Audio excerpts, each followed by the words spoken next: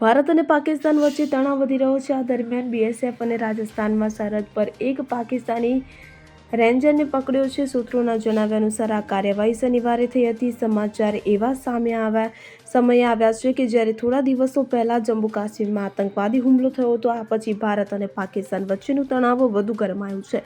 લગભગ 2 અઠવાડિયા પહેલા પાકિસ્તાને બીએસએફના એક સૈનિકને બંધક બનાવ્યો હતો અને બીએસએફ સૈનિકો તે રેન્જરની પૂછપરછ કરી રહ્યા છે। હજુ સુધી એ સ્પષ્ટ નથી કે તે ભૂલથી ભારતીય સરહદમાં ઘૂસી ગયો હતો કે કોઈ અન્ય કારણોસર।